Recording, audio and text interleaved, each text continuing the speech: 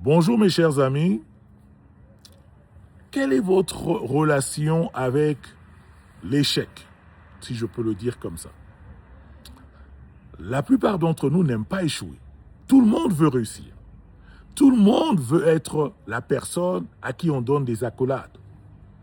Mais en réalité, dans la vie pratique que nous vivons, l'échec, les challenges font partie de la vie.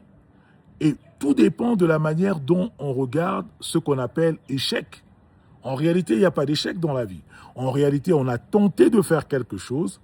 Ça n'a peut-être pas marché comme on l'attendait, mais ça doit nous servir de leçon. Ça doit nous aider à nous améliorer. Mais généralement, qu'est-ce qui se passe? Lorsque quelqu'un échoue, la première réaction de cette personne, c'est de se dire que je suis pas intelligent, je suis bête, ou il y a quelque chose qui ne va pas avec moi, et souvent les gens abandonnent. Alors moi j'aimerais quand même que vous reteniez quelque chose. Cette année, les objectifs que vous vous êtes fixés, dans votre poursuite de vos objectifs, vous allez affronter l'échec. Ça, je peux vous le garantir, qu'on ne vous mente pas. Vous allez échouer. L'échec est une opportunité pour vous améliorer. Un exemple concret, il y a un inventeur, je crois que certains d'entre vous le connaissent. La lumière que nous avons, les ampoules, les lampes que nous avons. L'inventeur de la lampe, c'est M. Thomas Edison. Thomas Edison a essayé 10 000 fois de créer cette lampe que nous avons aujourd'hui. Et les 10 000 fois, il a échoué. Lorsqu'on l'a interviewé, il a dit « J'ai découvert 10 000 fois comment la lampe ne peut pas marcher. » Il n'a pas dit qu'il avait échoué. Donc en fait, Thomas Edison a choisi de regarder ce que les gens vont qualifier d'échec plutôt comme une opportunité de s'améliorer. C'est pour ça qu'il a pu finalement découvrir la lampe que nous avons aujourd'hui. Toutes les personnes que vous admirez, sans équivoque, ont tous échoué. Il y en a qui ne le disent pas, mais la plupart sont honnêtes, ils le disent. Il n'y a personne qui arrive au top sans échouer.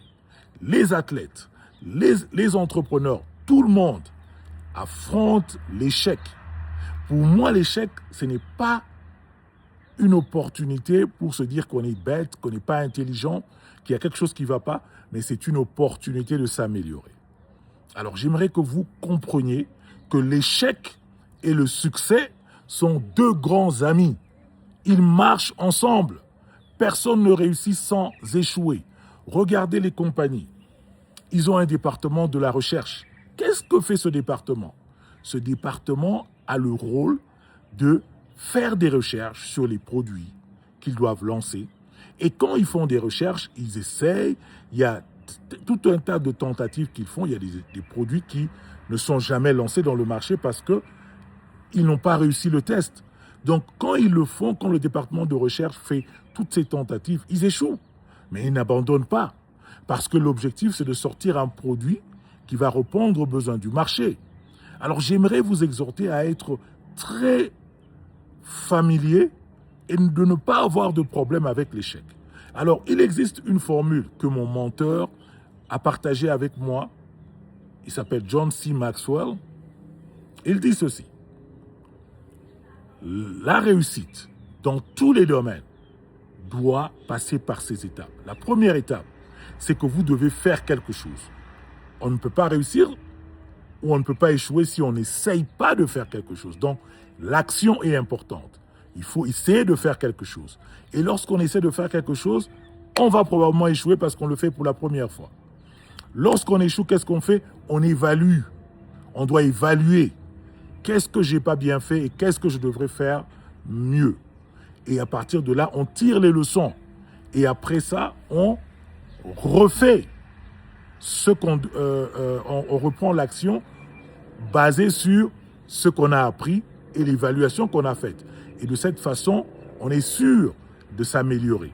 Donc, cette formule est simple. Tu dois d'abord essayer, c'est-à-dire tu dois prendre des actions, tu vas probablement échouer. Deuxième étape. Troisième étape, tu dois évaluer. savoir pourquoi tu as échoué, qu'est-ce qui s'est passé, et puis apprendre de tes échecs, et ensuite refaire. Donc c'est une formule qui est très simple. Et ça, c'est comme ça qu'on réussit. Donc j'aimerais vous exhorter aujourd'hui à toujours se rappeler que l'échec n'est pas un signe que vous n'êtes pas intelligent ou que vous êtes maudit, rien du tout.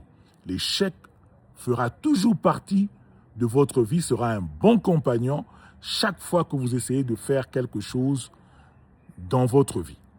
Les gens qui décident d'atteindre des objectifs qui sont assez élevés vont aussi affronter des échecs, des challenges à leur niveau. Donc ça ne doit pas nous décourager. Donc j'espère que ces petits conseils vont vous aider à être une meilleure version de vous. Le monde, votre épouse, vos partenaires de business, vos amis, vos frères, tout le monde veut une meilleure version de vous. Donc j'espère que ces petits conseils vont vous aider à être la meilleure version de vous. Moi, je crois en vous et je sais que vous avez toutes les compétences et les qualités d'être une meilleure version de vous. Merci.